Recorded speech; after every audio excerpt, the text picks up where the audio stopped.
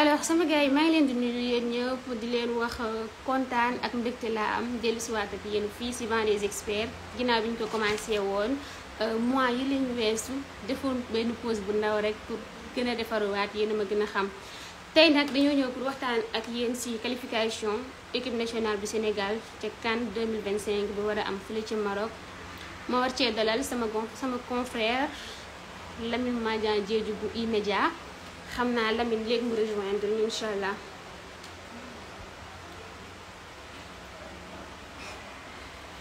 alors Lamine bu fekkee te ni jot nga sama invitation nga accepté ko comme ça ñu lancé wu direct parce que xaw naa am tuuti retard maa ngi jégalu bu baax a baax.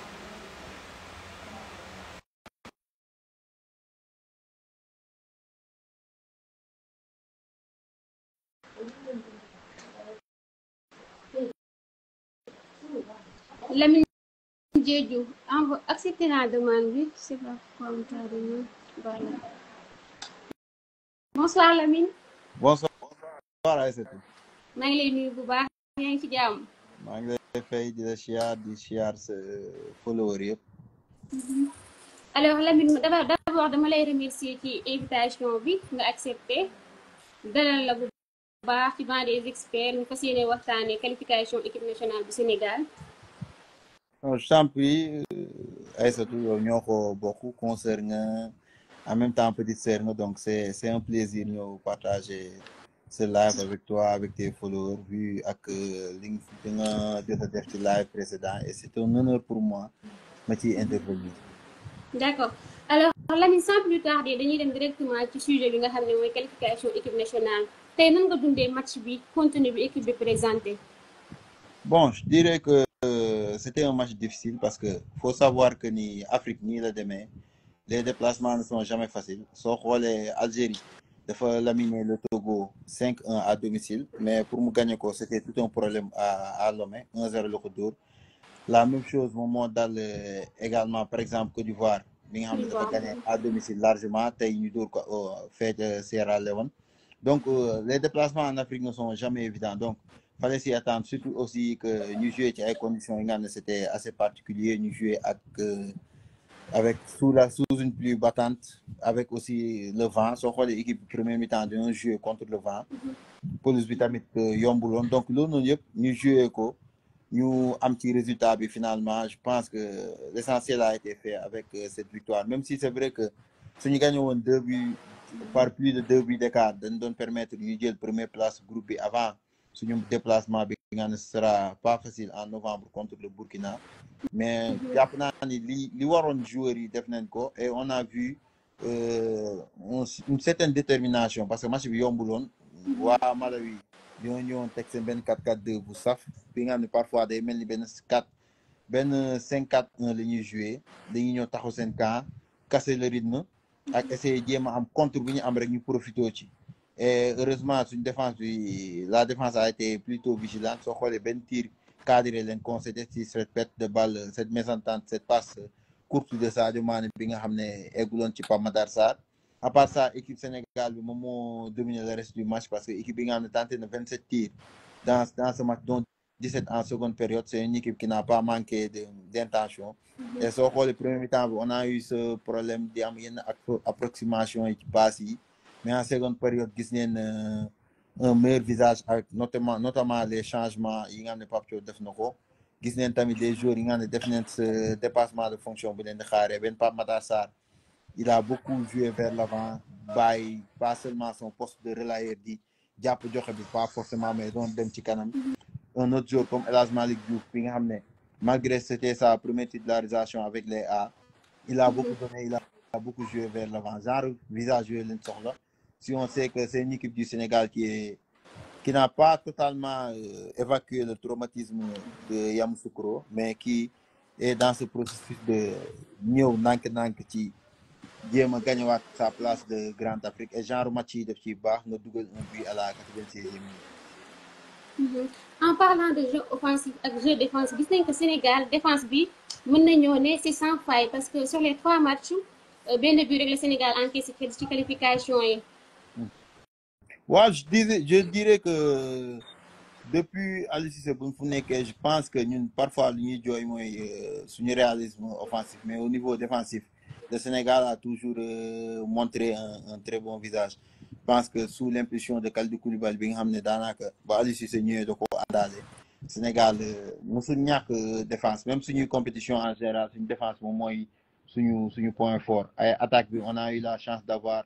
un joueur comme Sadio Mané moom mooy porter attaque bi en défense aussi à chaque fois on a quelqu'un qui a su former une paire avec Kalidou Koulibaly ndax soo xool depuis 2015 joueur bu nekk joué nag formé na paire ak Koulibaly et malgré tout ça la défense est toujours solide et aujourd'hui je dirais que la titularisation de Formose Mendy mu maintenir ci poste bi ce n'était pas une mauvaise chose c'est vrai que c'est un joueur bi nga xam ne offensivement il n'apporte pas beaucoup et gëm naa ni ku xam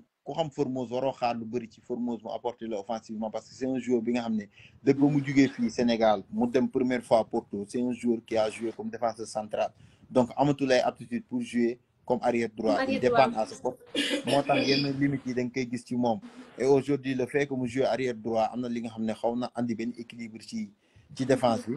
et aussi soo xoolee Kalidou Koulibaly Moussa Niakhaté ils ont bien géré les appels ak Jéhu Koanga mooy le numéro 10 du Malawi bi nga xam ne moom à chaque fois c'était lui qui devait se charger muy téye bal bi di alerter yeneen joueurs de côté yi on a concédé que mun neen wax peut-être 3 occasions lañ concédé ñaari tirs yi c'était complètement dévissé beneen bi moom leen dóor Seny Dieng a été vigilant donc ce sont des situations yi nga xam ne mënul ñàkk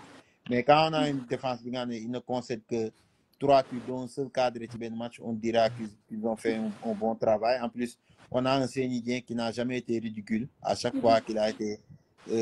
appelé à prendre sa place dans les buts c'est un joueur bi nga xam ne dafa sobre il est calme mais malgré tout ça il fait son travail sans bruit donc ce sont des joueurs yi nga xam ne genre joueurs fiables yooyu noonu la équipe nationale am depuis quelques années et si on continue comme ça restera toujours dañuy continuer di nekk ay satisfaction déjà défense bi ça a été une satisfaction léegi peut-être travail bi ce sera beaucoup plus sur le côté droit de la défense bi nga xam ne dañuy chercher benn genre alchimie bi nga xam ne nekkuñ di ko trouver depuis ba Sabaly ne bàyyi nga. ok en parlant de Seny Dieng gis nañ que absence su ma ko mënee su dee sañ naa ko waxee noonu en tant que journaliste absence su Edouard Mendy daf ko may la possibilité de s'imposer la possibilité wane que bés bu fi Edouard nekkul peut-être mën nañ compter ci moom du moment où Mori il n'a pas encore compétit cette saison. waaw mën nañ ne Seny Dieng loolu noonu am na ay aptitudes yi nga xam ne il peut suppléer Edouard Mendy déjà l'absence d'Edouard Mendy sax soo xoolee les gens n'en ont pas trop parlé parce que déjà Seny Dieng ba mu ko suppléer contre le Burkina il a fait un bon match ba Edouard dellusee donc personne n'a senti l'absence d'Edouard contre le Burkina là il revient ci 2 matchs yi nii on n'a pas senti l'absence d'Edouard c'est la continuité de li nga xam ne Seny Dieng wane na ko fi parce que les matchs yi nga xam ne góol na ko il a toujours montré de bonnes choses mënoo ñoo taxaw ne bii nii moom moo def erreur bi déjà lors de la CAN bi nga xam ne ñu ñoo ko remporté la CAN 2021 au Cameroun moom Seny Dieng moom moo góol les 2 premiers matchs et il avait fait de bonnes prestations déjà contre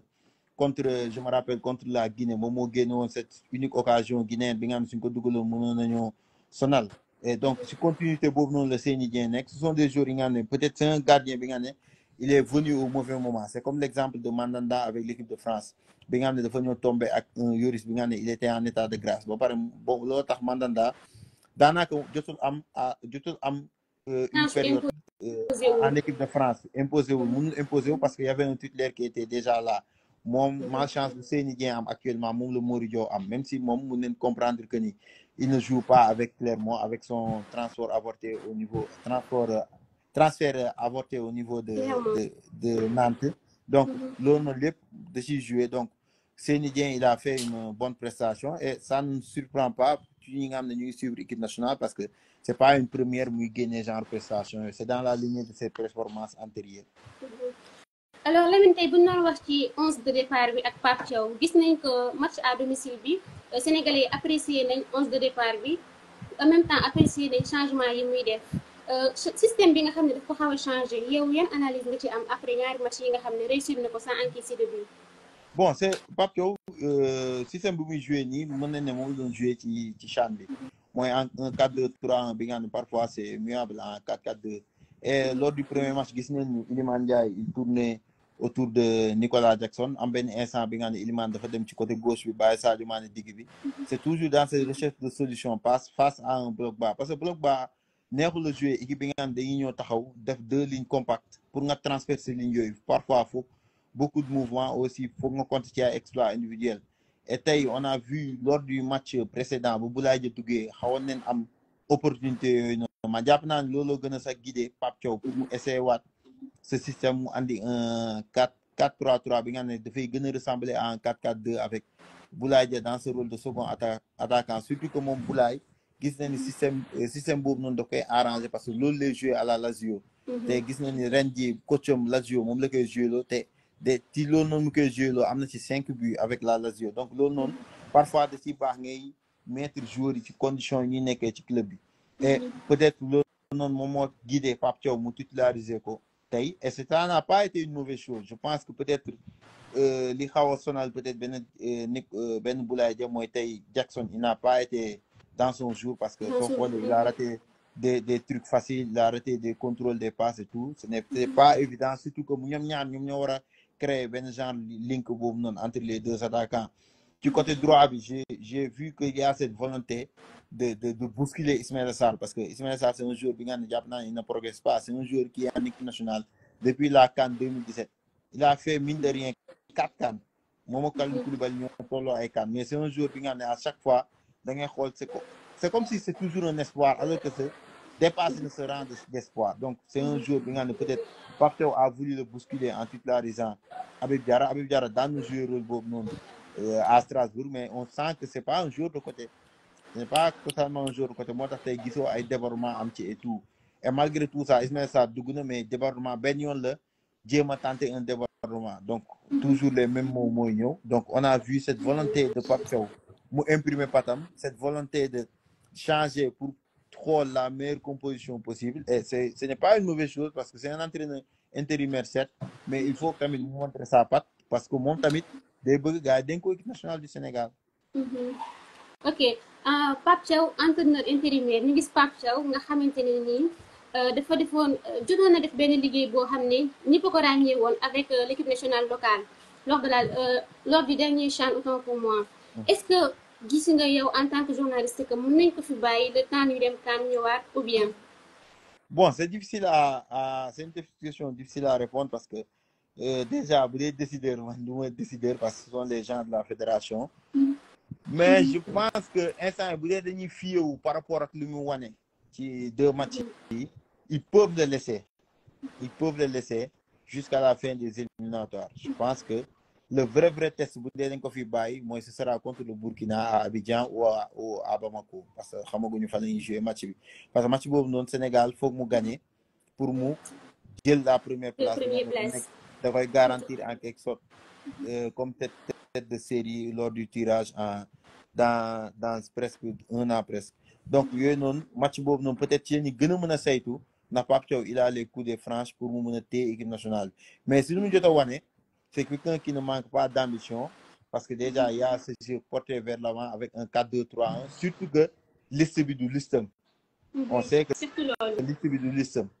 donc il a su jouer sans que les joueurs yi nga xam ne peut-être soxla na leen et aussi il a fait des choix forts quelqu'un comme Abdou Diallo il s'en est privé durant ces 2 matchs le match aller il joue sans Gana Gueye au milieu de terrain tey le match à l'heure de jeu nga génne Gana Gueye dugal un Pape Gueye donc ça montre que ni moom il est dans la recherche perpétuelle de solution dafa bëgg ay résultats lay xaar parce que ci résultats yooyu lañ ko mën a juger et donc il doit faire des choix forts parce que ci loolu noonu lañ koy xaaree parce que en Aliou Cissé li ñu ko doon reprocher à la fin c'est qu'il a voulu forcer sur son 3-5-2 pour mettre à l'aise peut-être certains joueurs et là aussi voulu forcer avec certains yi nga xam ne jàpp nañ ni ils n'ont plus leur place dans ces sélections il s'est obstiné à sélectionner des joueurs yi nga xam ne parfois dañuy jàpp ni ñu mu bàyyi ci ginnaaw ñoo leen gën ñoom Pape Thiaw moom ba mu ñëwee il doit rompre avec cette tradition et loolu noonu lay jéem a wane et à chaque fois on voit cette volonté déjà moom il a dit que moom il veut son style de jeu est porté vers l'offensive et déjà quand un entraîneur il dit ça c'est day génn en déphasage avec par rapport ak Aliou Cissé mi nga xam dañ doon wax day jéem a xalaat nu muy défendre bu baax ba pare soog a attaquer son jeu est résolument tourné vers l'offensive. Même si c'est un 4-2-3, c'est un joueur, c'est un système bien amené. C'est un système plutôt équilibré parce que déjà un 4-2-3, il y a déjà 6 joueurs à vocation défensive. En plus du gardien. Donc c'est un système plutôt équilibré. Sauf qu'il y a un entraîneur qui est privilégié. Dans le championnat sénégalais, déjà, entraîneur est privilégié. Parce que c'est un système déjà, c'est un système facilement varier mu nekk en 4-3-3 wala mu varier wu nekk en 4-4-2. Donc c'est un système équilibre bi ngay soxla da la koy jox. Donc Pape Thiaw loolu noonu mu ngi koy am. Et en plus sans du ko tere muy équipe am di jouer di prôner un jeu résolument offensif. Gis nañ ko lors du CHAN.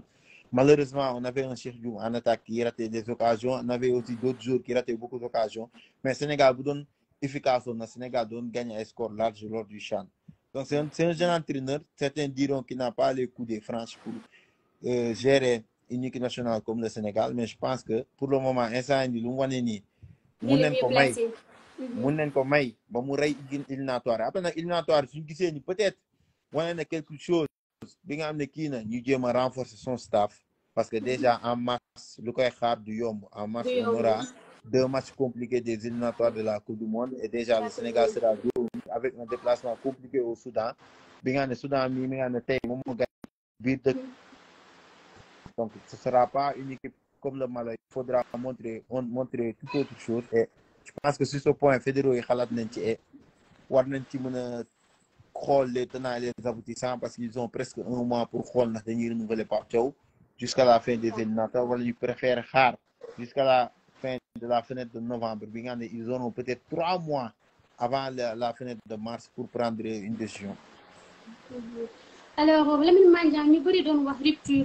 ci sénégalais yi doon wax que anciens yi dañoo war a dem et que dañoo war a céder la place aux plus jeunes ñu gis que si ñaari match yi ñu génn yëpp mën naa ne ay anciens ñoo ñu ci génn bokk na ci Sadio Mané parce que match à domicile bi gis nañ performance bi mu wone tey aussi à la dernière minute Sadio Mané moo sauvé waat Sénégal. Est-ce que je pense que amagum na ko mën a remplacer ci équipe nationale. Non, pour ce qui est de la rupture sooy bëgg a prôner rupture day fekk nga andi lu gën. te instant fu ñu toll nii amaguñu lu gën Sadio Mané amaguñu lu gën Kalidou Koulibaly te jàpp naa ne sax amaguñu lu gën Gana Gueye donc mënoon nga prôner benn rupture bi nga xam ne amoo li gën un joueur comme Sadio Mané amul kenn ko gën déjà en 2024 c'est le jour le plus décisif de l'équipe nationale du Sénégal. Sadio Mané hormis les 2 matchs yu mu raté lors de la fenêtre de juin yeneen match yu mu joué yëpp il a été décisif. Déjà il a été passeur décisif contre la Gambie. Il a été buteur contre le Cameroun. Il a été passeur décisif contre la Guinée. Ñu jóge ci loolu ñu ñëw quart de finale il a été passeur décisif contre la Côte d'Ivoire. ba ñu jógee ci loolu ba ñëwee ci match yi nga xam ne moom lañ joué lors de la fenêtre de mars il a été buteur contre le Bénin buteur contre le Gabon mu ñëwul au mois de juin. ñu ñëw ci mois de septembre bi il a été buteur je pense su ma juumul il a été buteur contre le Burkina. Contre le Burkina, il n'a pas été buteur, il a été passé. Le Burundi, je pense que c'est lui qui avait marqué le penalty, non? Wow. Il a marqué contre le Burundi, moment qui a provoqué le penalty. Bigné au match aller, c'est lui qui marque. Donc déjà, c'est un joueur il est hyper important pour l'équipe nationale du Sénégal. C'est vrai qu'il n'a plus ses coups de rein d'il y a 2 ans ou 3 ans. Il n'a plus cette pointe de vitesse et tout, mais c'est un joueur qui sait toujours se montrer dangereux. Déjà, c'est une meilleure occasion pour mon moment Andy. Donc, si vous voulez priver aussi joueur, damay jàpp ne xamoo équipe nationale et peut-être da nga bëgg changer pour changer, mais alors que changer pour changer, c'est pas une bonne chose. Sadio Mané mënoo ko fay jëlee équipe nationale. Minimum, il va jouer la CAN et le mondial prochain. Après nag ci dañuy xool kan lañ koy mën a remplacer, mais bul di ñoo tëb du jour au lendemain jëlee fi les anciens alors que les jeunes yi nga xam ne ñoom ñoo war a incarner cette rupture bi nga xam ne ñoom la ñeen di woote les jeunes yooyu ne sont pas à la hauteur. Actuellement soo dindee Sadio kan nga koy remplacer on ne dira pas qu'on va le remplacer avec Ismaël Sarr qui peine à progresser. On me dira en dehors de Ismaël Sarr peut-être ñu dem jëli les joueurs yi nga xam ne ñoom ñoo nekk di affirmer wu ndànk-ndànk il y a des jeunes joueurs comme Pape Amadou Diallo mu ngi wane wu à Metz, il y a Cheikh Diane Sabali mu ngi wane wu Amara Diouf il est blessé on peut pas compter sur lui pour le moment. Donc genre jeunes yooyu noonu ngay jéem a andi di intégrer nank pour nga mën a préparer la succession de Sadio Mané mais guddi yi ñu toll nii amul benn joueur bi nga xam ne mën na remplacer Sadio Mané donc on devra faire avec Sadio Mané on devra faire avec Koulibaly et devra faire avec certains cadres yi nga xam ne amaguñ les jeunes yi nga xam ne ils ont ce tempérament ils ont ce courage ils ont cette volonté de les remplacer. Aussi à part Sadio Mané on a vu que tey Pape Matar Sarr il a été décisif maanaam tey def na match boo xamante ne ni ñu bëri xaaruñu ko woon parce que match passé ban lañ ko tegoon et que tey bi ñu ko titularisé sax sur les réseaux ñu bëri ñu ngi doon wax que mën na toog ban ba ci kanam. mais waaw mën naa ne Pape Matar depuis la CAN bi mooy depuis ses prestations à la CAN bi mooy son match le plus abouti parce que man je me disais que avant il se contentait de très peu mooy damay passe avancer def nii et tout alors que il peut largement faire mieux. Pape Matar soo seetaanee U17 yi c'est un joueur bi nga xam ne il était dans un rôle de meneur ba muy nekk U17 ba muy toj la coupe du monde U17 2019 avec la génération des Alioune Badara Baldé bi nga xam ne moom mooy jouer les Guinée les Chérif les Mikayil Ngor Faye consort donc c'est un joueur bi nga xam ne loolu ba muy contenté wu parfois ci équipe nationale ça c'est plutôt réducteur par rapport ak talent bu mu am. Et aujourd'hui j'ai aimé en première période gis nañ il a commencé ci ba muy temps ba muy dem ba muy bañ dépasser la première demi-heure de jeu gis nañ mu commencé di jël yenn initiative yi di bëgg a avancer donc loolu na ba mu amee deuxième mi-temps il a pris plus d'initiative loolu noonu la ñuy xaar parce que quand on joue contre une équipe bi nga xam ne ils sont recroquevillés en défense ñu jouer à 10 presque derrière donc peut soxla dépassement de fonction yooyu moom mooy mën a andi ngay casser ligne yi et heureusement aujourd'hui il a eu Ismaïla Pape Matar Sarr a eu le nez creux en attaquant les espaces yi nga xam ne bàyyi nañ ko en essayant de créer les décalages yooyu noonu la ñuy xaar ci le terrain parce que parfois loolu la ko Lamine Camara di ko ëppalee parce que ñoom ñaar jàpp naa ne actuellement ils sont en balotage un joueur comme Pape Gueye na marquer des points dans l'entrejeu jàpp naa ni c'est un titulaire en puissance léegi l'autre place peut-être dañ ciy xool moom ak Lamine Camara et par rapport peut-être prestation bu Lamine Camara def keroog bi nga ne on l'a vu quelque peu diminuer parce que gis nañ de premier temps muy boitiller un peu Pape Matar Sarr a marqué des points et c'est de bon augure parce que tanière bi ñun loolu lañ ciy soxlawuñu benn joueur bi nga xam ne day nekk ci benn genre comme si benn fauteuil am lay nekk il est assuré non on a besoin de voir une certaine concurrence c'est vrai que bëgguñu 11 bi di tourner tout le temps mais on doit avoir une équipe interchangeable bi nga xam ne diw su joué wul keneen dafay war a mën a jouer on doit pouvoir compter sur un Pape Matar Sarr qui sait montrer un dépassement de fonction tout comme un Lamine Camara qui sait montrer cela donc yooyu noonu lañ soxla ci jeunes joueurs yi nga xam ne comme moom loolu noonu la ñuy xaar et c'est bien moom mu wane ko tey et il faudra que aussi Lamine Camara suñ ko titularisé sur un autre match mu wane loolu noonu et ce sera pour le bien de l'équipe nationale ils l'ont montré lors de la CAN ils ont les coups de France pour mën a boot équipe bi il faudra que ñu continuer ci ligne boobu mais pas ñu xaw a bàyyeeku man dama jàpp ne xawoon neen bàyyeeku après la CAN et fenêtre bi gis nañ ni lentement ñu ngi ñëwaat et c'est de bon augure pour l'équipe nationale Sénégal parce que ñoo soxla loolu noonu parce que cette génération bi ñuy gis ñoom Gana Gueye ñoom Sadio Mané et tout ñu ci seen dernière phase en équipe nationale ñoom ñoo war a jël le relais donc il ne peut plus se contenter de rôle d'espoir non ils doivent être des joueurs confirmés bi nga xam ne benn Gana Gueye su toogee bëgg a continuer sax su gisee ni booy yi ñu ngi koy bomax di ko buux à la sortie su jugee CAN 2025 wala coupe du monde 2026 dinañ ne xaaral ma bàyyi du xaar bañ ne ko bàyyi moom mooy bàyyi parce que gis nañu la relève est là et Pape Matar Sarr bu dee dee continuer di def performance yi Pape Gueye bu dee continuer def performance yi Lamine Camara Habib Diarra et consort ñu continuer def performance yi ils vont pousser ces cadres à la retraite forcée. Est-ce que gisoo ne aussi changement de club yi daf cee joué parce que bu ñu xoolee suñu joueurs yi nekkoon Marseille à savoir Iliman Ndiaye Pape Matar Sarr ak Pape Gueye dafa mel ni seen jóge Marseille daf leen a gën a relancer waat ci biir équipe nationale. non parfois changement de club bi da ci am parce que quand on joue en club si tu n'es pas assez motivé si tu n'es pas en confiance dafay feeñ ci tes prestations en sélection parfois tamit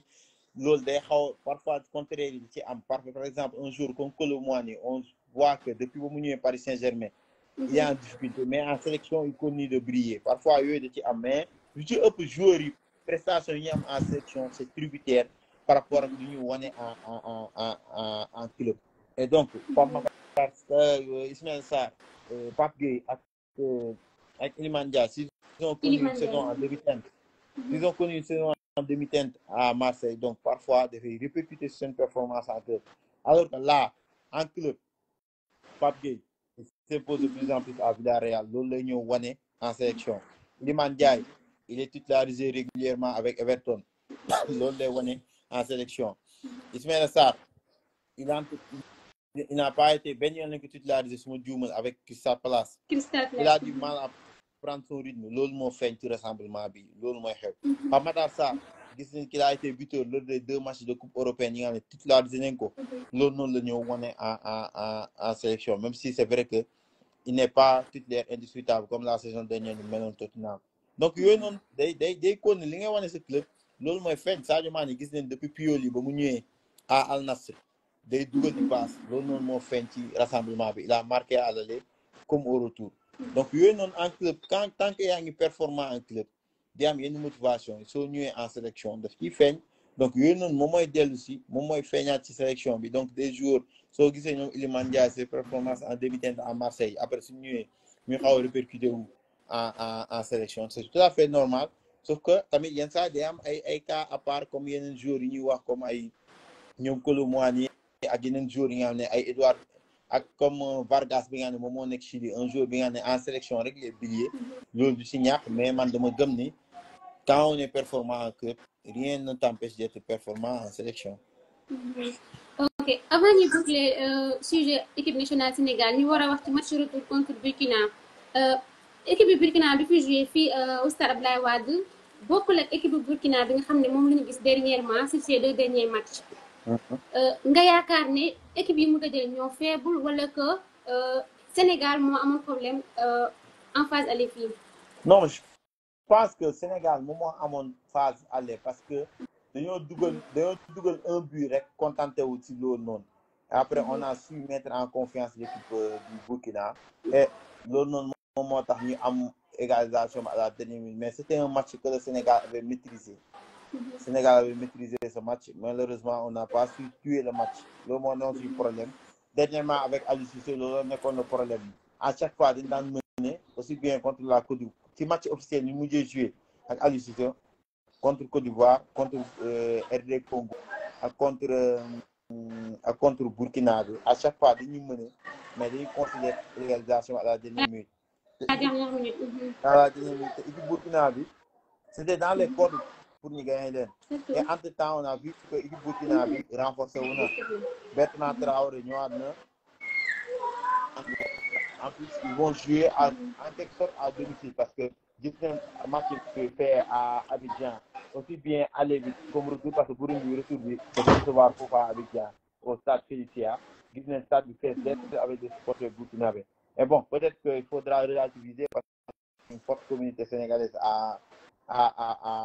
en Côte d'Ivoire mën nañ jàpp il y aura une forte communauté foofu mais il faudra faire un match d'homme bi nga xam ne comme li ñu defoon en Mauritanie. Parce que Mauritanie boobu moo gënoon métti un match un public carrément hostile mais on a su gagner par 1-0. Donc match boobu noonu fa la ñuy xaaree des cadres fa la ñuy xaaree tamit des joueurs yenn joueurs yi nga xam ne ñoom ñooy espoir yi. Et boobu jàpp naa ni ce sera le vrai test de Pape Thiaw. Ce sera un match bi nga xam ne soo gagné tu es assuré de terminer en première position parce que soo gagné foofu noonu match bi stop tu recevras ici le Burundi bi nga xam ne jàpp naa ni dañ koy gagné quoi. Jàpp naa ne dañ koy gagné parce que match bi nga joué moom chez lui carrément yaa dominé match bi nga dugg ci un penalty te am na occasion yi nga ne war nga mën a gagné ici à domicile waroo ñaax atu yi nga ne mën nga gagné Burundi déjà que Burundi dafay dem jouer ak Malawi xamaguñu fan la koy recevoir parce que yéen équipe bi gàdde excusez-moi. Alors Lamine bu ñu ñëwal tey ci groupe G bi ñu gis que Côte d'Ivoire yaa ngi koy wax sànq ci début bi dafa dooroon à l'aller 4-1 tey mu dem Sierra Leone surprendre ko door ko 1-0 instant yi qualification am c'est incertain lan nga jàpp ni ñoom moom moo war a causé tey seen défaite bi. Bon jàpp naa ne mooy pelouse synthétique c'est pas facile nga pelouse synthétique te ñoom ils ont joué sous une pelouse synthétique et ils n'ont pas eu l'opportunité de s'entraîner la veille du match. Donc peut-être amuñu automatisme yooyu en plus tamit déplacement Afrique yi neexul parce que équipe bi day ñëw bétonné taxaw seen camp ba pare dañuy mën a compter sur le soutien d'un public bi nga xam ne dañuy li ñuy gis mooy daaneel équipe bi. Je n'ai malheureusement pas eu la chance seetaan match bi, mais on a vu ci stats yi ngay lire ci stats yi Côte d'Ivoire dominé na ñàkkul occasion, mais l'équipe l'équipe sierra-léonaise moom moo créé le hold-up au moment idoine et malheur Sénégal looloo ko naroon dal tey buñ concédé woon ce but à la 70e minute. Genre match piège yooyu dafa yàgg en Afrique, et si tu ne sais pas marquer les buts, en plus tu n'as pas cette concentration bi war pour bañ a encaisser ce but, si la dugalee benn but rek ñàkk. Et tey Côte d'Ivoire gis naa ni ci benn but bu ñu concédé c'est sur une faute de Eric Bailly, loolu noonu lañ concédé le coup franc bi nga xam ne moom moo andi le but bi, et malheureusement ils ont perdu. Et ci loolu noonu am na, c'est vrai que perdu nañ ba léegi ils ont les chances loolu match bi nga xam ne ñoom ñoo nekk en difficulté, c'est peut-être plus le Ghana. Le Ghana est quasiment éliminé parce que Ghana actuellement 2 points la am. Ghana, il faut nous gagner les 2 prochains matchs tout en comptant sur 2 revers du Soudan. Ce n'est pas une mince affaire. Déjà moo Soudan ñu ñoo daje ñaari yoon ci fenêtre bi ñu di dajewaat ak Soudan, donc Ghana a de très fortes chances d'être éliminé, ce qui risque d'être tamit déggatuñ la bu baax. ma ne Côte d'Ivoire ñoom amuñu défaite bi, c'est vrai que c'est regrettable, mais Côte d'Ivoire ba léegi am nañ ay chance su qualifié parce que suñu gagné match bi di ñëw dañuy qualifié wu. Tout le contraire du Ghana bi nga xam ne actuellement 2 points la am, te Ghana actuellement foog mu gagner ses 2 prochains matchs tout en comptant sur 2 revers du Soudan bi nga xam ne moom la affronté ci fenêtre bii ñi te mënu koo gagner aussi bien à l'aller comme au retour moom Soudan moom moo ko dóor tey 2-0. Donc le Ghana est dos au mur et le Ghana a de très fortes chances de rater la CAN, ce qui sera une très forte désillusion. Ce qui est regrettable pour une équipe bi nga xam ne ils ont de grands joueurs comme Mohamed Kudus, comme Iñaki Williams et autres, et Thomas Partey, joueurs yooyu yëpp nga xam leen demoo CAN, surtout une CAN à 24. Je pense que ça va provoquer de grands remous dans le football ghanéen. Déjà seen match bee passé bañ ko perdre à domicile, on a vu bañ nulé à domicile contre l'Angola, on a vu la réaction des supporters. Et là, sur ces 2 prochains matchs, ils vont avoir un déplacement compliqué à négocier à Fene ca Angola, en plus ñu recevoir après Niger. Te ci yooyu noonu yëpp ñoom il faut que ñu gagner ñaari match yi tout en comptant sur 2 revers du Soudan. Je pense que actuellement c'est très mal engagé pour le Ghana. bu doon def tey benn lecture ci équipe yi nga xam ne elles sont déjà qualifiées, à savoir Algérie, Angola, Cameroun ak RDC, et surtout RDC parce que gis nañ que RDC dafa wane que li mu déception bi mu am ci CAN ba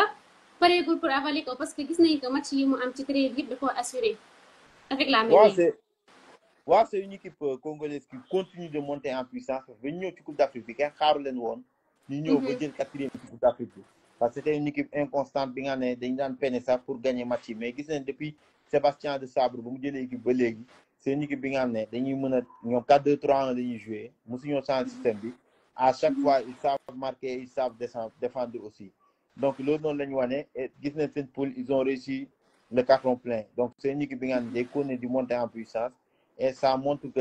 il y a du travail qui est en train d'être fait, même si derrière cette fédération ce n'est pas vraiment ça, parce que am nañ ay arriérés de salaire yi nga xam ne amel nañ ko leur entraîneur, mais en dépit de tout ça, l'équipe bu continuer montrer ses solidarités autour d'un entraîneur qui sait comment manager son équipe. Et Congo, il faudra encore compter sur cette équipe. Et déjà c'est un mauvais signe pour l'équipe nationale du Sénégal bi nga xam ne ñoo Congo ñoo bokk poule, et déjà Sénégal dafa war a fekk Congo ci éliminatoire CAN bi. Je pense que ce sera en juin, donc ce n'est pas forcément bon signe, mais loolu noonu rek day wane ni c'est une équipe qui continue de monter en puissance, et il faudra compter sur cette équipe de la RD Congo. Le Cameroun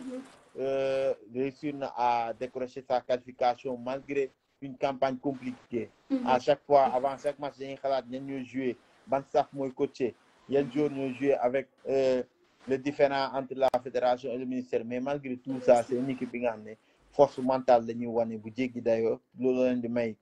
ñu jouer en dépit de tous les remous extra sportifs, te décrocher les qualifications avant les 2 prochaines journées. Même chose pour l'Algérie bi nga xam ne si ñaari grosse désillusion lañ génn ci ñaari CAN yi passé parce que mun ñoo génn premier tour ci ñaari CAN yi passé là avec un nouvel entraîneur il réussit ce carton plein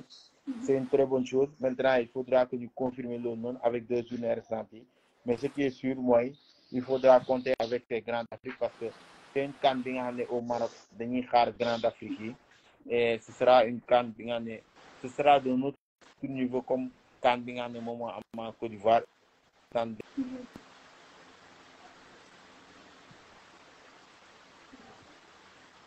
Ok en parlant de équipe bi nga xam ne ñu ngi relancé wu gis nañ que Gambie aussi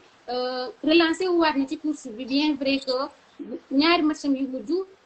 taxul woon defuñu woon résultat bu satisfaisant mais démb dóor nañ Madagascar ñoom tamit ñu relancé wu waat avec un seul point de différence ak ki nga xam ne moo nekk à la première place. waaw ñoom Gambie ils se sont bien relancés parce que ñoom ils savaient déjà que ni match bi ils sont condamnés à gagner pour continuer à espérer se qualifier ñoom tamit xam nga le changement d'entraîneur aussi parfois soo changé entraîneur dafay tarder à montrer ses fruits et ils ont un jeune entraîneur bi nga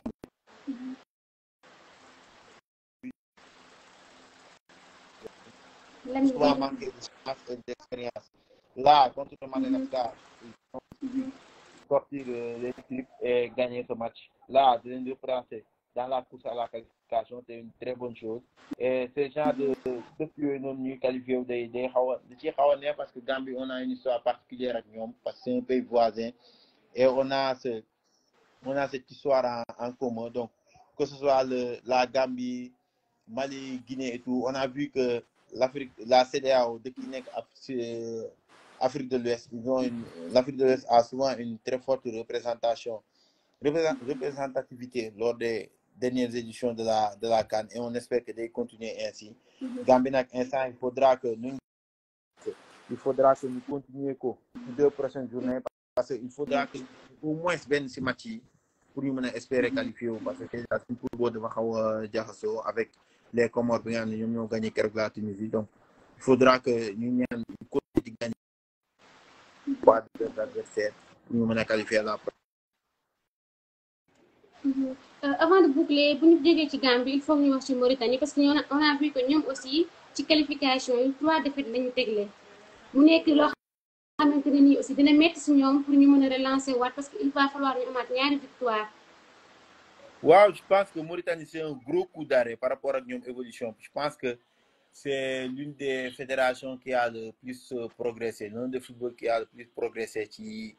ces dernières années en Afrique de l'Ouest ñu tegle ñaari qualification à la CAN et là ils sont très très mal embarqués ci par rapport ak qualification à la prochaine CAN je ne pense même pas que Amir Abdou dina mën a résister à ces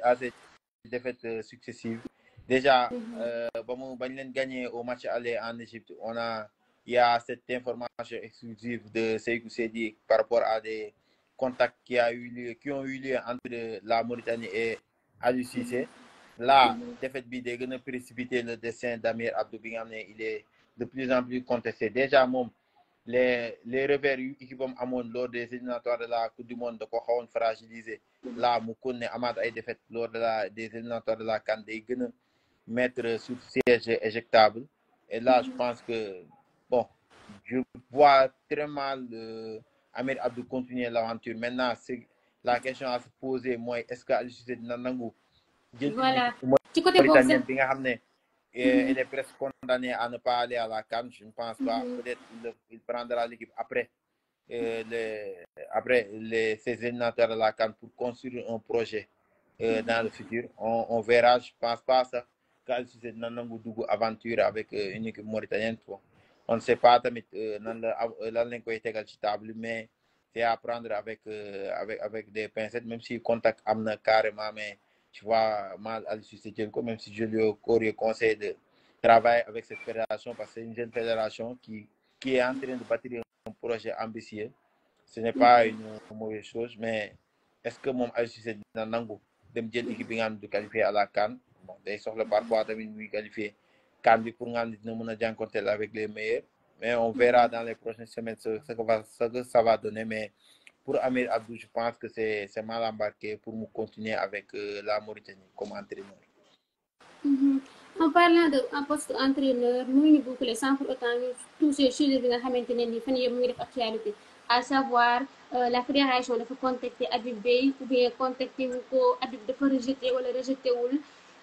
yow en tant que journaliste lan nga xalaat moo nekk ci ginnaaw est-ce que nekkul une manière de mettre en mal entre Habib et le peuple wala une manière boo xamante ne nii dañuy jéem a influencer pour ñu indi Hervé Renard parce que gis nañ presse française bi yëpp ñun ñu ngi def campagne pour Hervé Renard hériter équipe nationale Sénégal. Non, je pense que affaire yi c'est une histoire de lobbying en fait. Sélectionneurs yi moom à chaque fois suñu nekkee ci affaire de équipe nationale pour jël ay postes lobbying bu intense moom mooy am et lobbying boobu noonu moo am.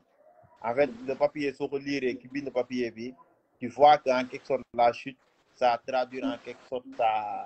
son ressenti quoi moom li mu bëgg genre que c'est comme des linkel benn link lay bëgg a créer pour Hervé Renard quand on lit ce papier on voit loolu ngay ressentir quoi alors que de notre côté am na ñeneen ñuy xëcc ñi nga xam ne pour Omar Daf nekk entraîneur donc ci beneen côté bi quand quelqu'un comme Hervé Renard su nekkee entraîneur de l'équipe nationale du Sénégal dafay arranger la presse française parce que da leen permettre accès bi nga xam ne amuñu ko sous Aliou Cissé te nekkuñu di ko am actuellement ci Pape Thiaw da leen di permettre ñu am accès boobu noonu quelqu'un comme Habib Beye tamit suñ ko jëlee comme sélectionneur dafay favoriser day may accès bi la presse française ay l'équipe wala genre canal da leen di may accès on a vu Guinée CAN bi passé nu canal doon amee accès dans les moindres détails sélection guinéenne ay RD Congo et tout ñoom les médias français loolu noonu lañ ci xaw ut parce que xaw neen am benn affluence benn ci en Afrique comme benn chaîne comme canal benn Habib Beye wala Hervé Renard su nekkee sélectionneur daf leen di arranger parce que da leen di kii donc ñoom le lobbying à leur niveau ñoom loolu ci loolu le papier tamit moom mën na le journal il peut contacter un proche d'Habib Beye bi nga xam da koy wax ni non moom Habib Beye n'est pas intéressé alors qu'il n'y a pas eu de contact donc de son côté Habib Beye carrément wax na ni moom il n'a jamais été contacté par la fédération donc kuñ contacté wul mënul ñëw taxoon di refuser un poste alors que contacté wuñ la et man je vois mal aussi que Habib Beye ak trajectoire de carrière mu am ni est-ce que dina jël à cet âge équipe nationale Sénégal on verra dans les prochains jours mais actuellement équipe nationale on sait que ce poste de sélectionneur intense lobbying lañ nekkee am na ñuy xëcc pour Omar Daf nekk entraîneur am ñuy xëcc pour Malick Daf aussi nekk entraîneur am ñuy xëcc pour Hervé Renard nekk entraîneur am ñi nga xam ne dañuy xëcc aussi pour Pape Thiaw maintenir à son poste donc yooyu noonu yëpp ce sont des trucs yi nga xam ne da ciy am ci sélection yooyu dafa yàgg am et ça ne doit surprendre personne et c'est sûr que dans les prochains jours et dans les prochaines semaines point de lobby pour ñëpp am dina ko ne Omar Daf pour Pape Beye pour Hervé Renard parce que ñooñu ñoo positionné wu actuellement pour nekk entraîneur équipe nationale du Sénégal et il faudra faire avec et il faudra voir genre information bu nekk nañ ko ci gis et il faudra s'attendre parce que lobbying dafa yàgg am ci football dans les plus grands clubs dans les plus grandes sélections lobbying yàgg naa am on se rappelle équipe nationale France il y avait un lobbying intense pour que Zidane succède à Deschamps malgré tout cela Deschamps mu moo continuer di maintenir déjà d'ailleurs ci 81e nation au classement FIFA Deschamps mooy entraîneur bi nga xam ne moom moo ci gën a yàgg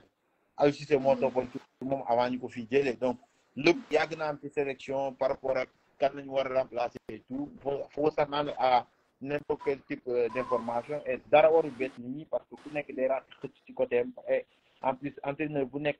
soo gisee ñi ngay defal lobbying c'est parce que am na benn intérêt bi nga xam ne moom moo nekk en jeu derrière. mais man je pense que du moment où tu communiques fédération bi l'État a insisté sur le fait qu'on va chercher un coach boo xamante ne ni il sera un Sénégalais parce que local lañu wax je pense que du moment où loolu am ci communiqué bi rek sujet Hervé Renard waru war mën a am. mais nag du article l'équipe bi soo liiree article bi. la chute loolu la auteur bi def. loolu la auteur bind mooy le fait que Sénégal carrément le communiqué dañoo ne la priorité c'est un entraîneur sénégalais.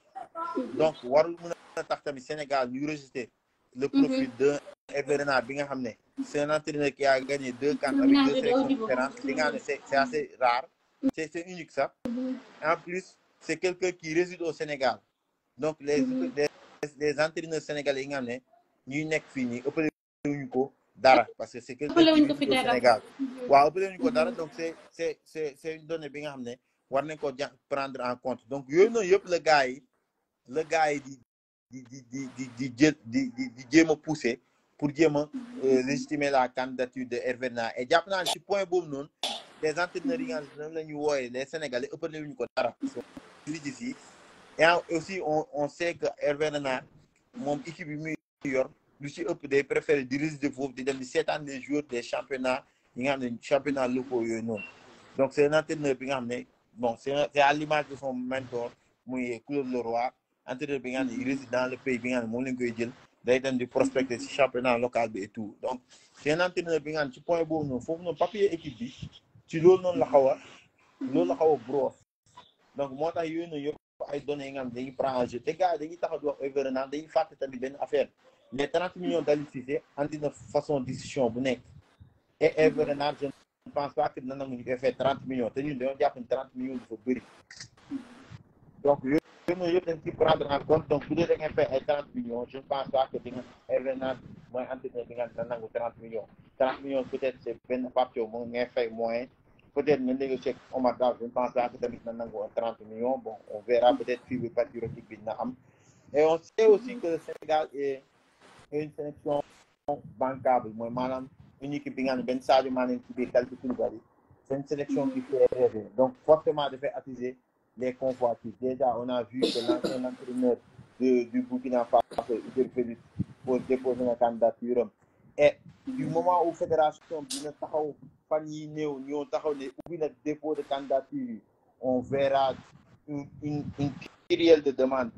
de dépôt de profil yi nga xam ne ñoom ñooy bëgg a demander la sélection mais comme que xaw nañ tënk affaire yi ci affaire même si bu dee tënk nañ ko ci seen préférence nationale la ñuy def du tere ay entraîneurs ñeneen ñi ñuy wooye les sorciers blancs entre guillemets ñu déposer parce que la sélection sénégalaise est une équipe qui fait rêver. Alors Lamine bëgguma la fi téyewaat lu yàgg parce que xam naa ne madame muy à côté di la xaar mais aussi mënuma boucler sans pour autant ñu wax ci sujet boo xam ne dafa sensible à savoir Kylian Mbappé mi nga xam ne instant bi ñu ngi koy accuser de viol gis nañ que dernièrement joueurs yi ci bëri sujet viol dafa nekk di yàq seen carrière yow tey yaakaar nga ni Mbappé peut-être li ñu koy def waxal laale na ci wala laale wu ci ak aussi ampleur bi ko média français bi jëlee. man je n'y à la veille de son moi je n'y crois pas parce que dernièrement les jours yi nga xam ne ñoom ñoo ci am problème yooyu noonu yëpp finalement dañ leen ci kii par exemple un Neymar bi nga xam ne dañ ko cee accusé woon moom heureusement il avait filmé noonu moom moo dimbali Benjamin Mendy il a été innocenté ci affaire yi nga xam ne moom lañ ko jiimoon là Kylian Mbappé bon man je pense que c'est quelque chose qui a été créé de toutes pièces déjà Kylian Mbappé il a am na ay nit ñi nga xam ne ànd noonu ak moom et on voit que chaque fois ci genre affaire yooyu noonu ñu ko presse yi di instrumentaliser à chaque fois ñu koy exploiter la presse française est dans son rôle parce que tamit Kylian Mbappé c'est le joueur français le plus médiatisé donc faut s'attendre à ce que ñu tëb ci parce que ça fait vendre ci xool et en plus la presse suédoise ci yooyu noonu lañ mën a sukkandiku donc c'est ils sont dans le rôle ñuy exploiter yooyu noonu faut s'attendre à ça quant à ce que dañuy ñëw exploiter parce que à la veille d'une audience et tout man je n'y crois pas trop parce que waa presse suédoise ñu ñoo njëkk a wax loolu noonu beneen point mais beneen point mooy ay quant à les accusations de viol man je n'y crois pas et malheureusement ça va porter à l'image de Kylian Mbappé parce que ça risque de tirer en longueur et ça ne va pas du defar image am déjà yenn sponsor et mentalement il va mentalement déjà la campagne am na benn campagne publicitaire bi nga ne Mbappé feeñoon na ci avec le Real Madrid wax nañ ko ci affiche bi loolu déjà rek ce sont des signes éducateurs di le fait que ñu mën a andil comme coup médiatique par rapport à Kylian Mbappé les prochains jours semaines seront difficiles pour lui déjà il y a le classico qui se profile et tout yooyu noonu yëpp c'est difficilement gérable au niveau mental on verra comment le Real Madrid va gérer cette histoire di gisoon na ni Benjamin Mendy bañ ko accusé City carrément de ko mettre en retrait ngeen xool na Real est-ce que dina mettre en retrait Kylian Mbappé on a vu son avocat am bi nee na carrément amul ba léegi ñoom saisiruñu ko officiellement di ko wax ni moom Kylian Mbappé dañ ko plainte le Real Madrid gisaguñu communiqué guñu ci sujet bi ba léegi on verra. Et en plus il s'est entraîné aussi. waaw En plus il s'est entraîné avec le groupe. waaw Mbappé s'est entraîné avec le groupe avocat bi avocat bi monté na au créneau dans le journal de 20h de TF1 bi nga xam ne c'est un journal à très forte audience toog défendre son client. Donc il faudra s'attendre à une véritable bataille médiatique mais aussi juridique dans les prochains jours parce que déjà la presse française dañ koy exploité à cœur joie. Déjà la presse européenne déjà ñu ngi koy exploité, la presse suédoise dañ koy exploité et même la presse des à autres pays dañ l'exception koy de celle exploité espagnole parce que parce que presse espagnole ba tey gisuñu ñu wax ci. waaw parce que tamit ñoom tamit dañuy xaar yenn développement et c'est sûr que demain dans leur livraison aussi bien Marca, AS, Mundo Deportivo, Relevo yeneen grand médias sportifs espagnols yi dinañ exploité affaire bi parce que tamit Kylian Mbappé fi ñu ko tudd ça fait vendre surtout si c'est une histoire de mœurs. Donc faudra que Mbappé mu xam mu muy doxalee le Real Madrid, l'équipe de France et l'entourage du joueur parce que accusation c'est assez grave et on sait que les accusations de viol nan lañ koy exploiter en Europe, donc faudra que ñu faire très attention. Alors Lamine maa ngi lay jaajëfal bu baax a baax di kontaan ci sa disponibilité di la tamit encourager ci seen défaite bi ngeen am yéen waa ANPS contre Génération non man daw moon bokkuma ci équipe bi. ay bokkoo ci défaite bi. bokkuma ci défaite bi daw moon. ah d'accord kon Mor Bassine ak ay omam la parce que Mor Bassine parce que Cheikh Gomis dañ ko dàq. waaw Gomis dañ ko dàq Mor Bassine loo tax mu dàq ma mais anyway bon dans l'ensemble c'était un plaisir, c'est un plaisir partagé par